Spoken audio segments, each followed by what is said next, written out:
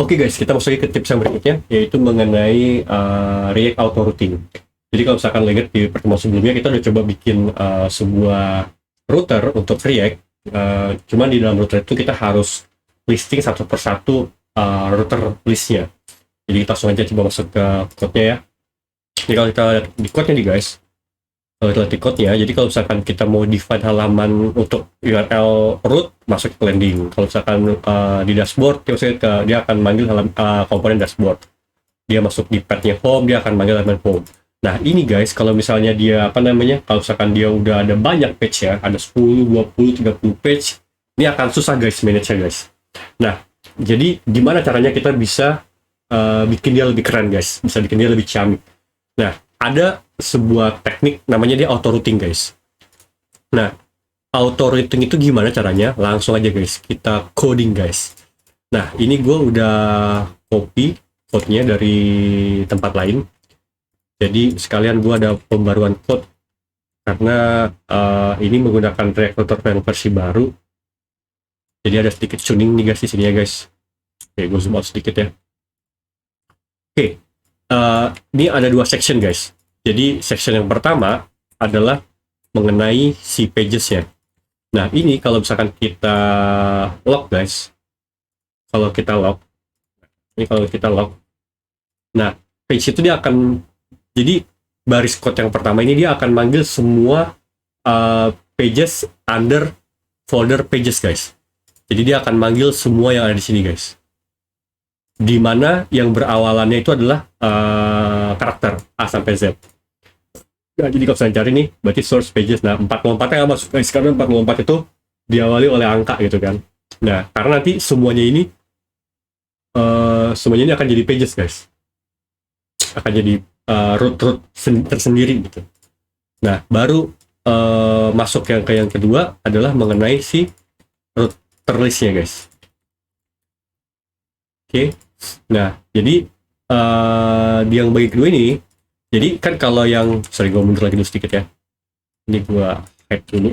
Nah, jadi di code yang pertama ini kan kita baru ngambil string path ini guys. Dia belum berupa modul dan belum berupa objek dari router yang mau, belum berupa bentuknya belum berupa objek yang si router mau gitu kan.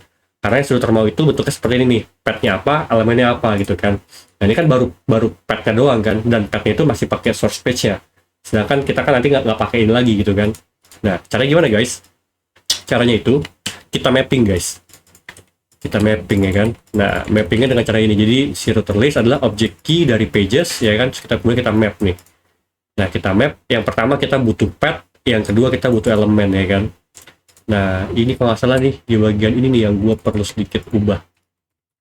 Constant elemen, karena kalau misalkan ini doang nih guys. Nah, ini plain kita nggak butuh. Nah, kita tinggal parsing ke sini guys. Ini kita bisa matiin. Nah, ini kita bisa parsing ke sana guys. Nah, kenapa not found? Nah, ini guys, ini dia itu agak baru nih guys di React Router yang ini. Jadi kita constant element sama dengan page root default. Nah, ini elemennya adalah elemen guys. Oke, karena kalau misalnya sini nih, jadi path-nya apa berupa string. Nah, elemen itu sudah berupa React komponen. Jadi elemen ada elemen. Oke, masuk ke sana, elemen ada elemen. Oke. Nah, satu yang belum masuk nih guys. Oke, jadi ini adalah landingnya. Kalau kita masuk ke dashboard, nah ini masuk ke dashboardnya. Berarti kalau misalnya kita masuk ke home, nah ini adalah home page-nya. Ini adalah home page-nya.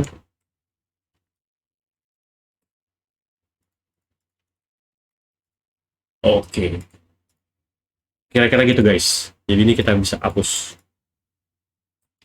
Nah, dengan code ini guys, udah ini kita sekali ini kita masih butuh, ini kita nggak butuh, ini kita nggak butuh, ini kita nggak butuh. Nah, dengan ini guys, kita udah sekali setting file untuk routernya sebagai router provider. Kita nggak perlu setting lagi. besok kalau misalnya ada penambahan patch baru nih guys, misalkan sini ada product index gitu kan ya, product index. Nah, ini kita bisa langsung guys. Nah, product list ya kan. Terus misalnya sini kita punya product create. Oke, ini kita mau bikin product create. Nah, berarti kan dia di dalam product create ya, product create. Nah, dia udah otomatis guys. Kita nggak perlu apa namanya, nggak perlu define lagi untuk pet yang mana ketemu yang mana gitu guys.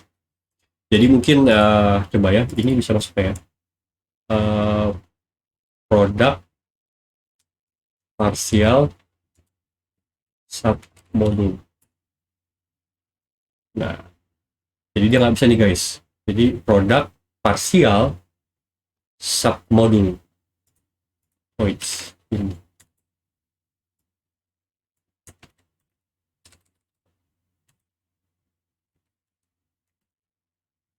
Oh, ini masih bisa nih guys. Jadi produk partial submodule. Nah, ini PR buat lo semua deh. Gimana caranya? Ini kan ada underscore nih. Nah, biasanya kita kan juga bikin kayak gitu kan. Kita bikin ada kayak semacam folder partial untuk kita manggil-manggil submodulnya. Sehingga kalau misalkan di halaman create ini, kita bisa import submodule. Import partial submodule.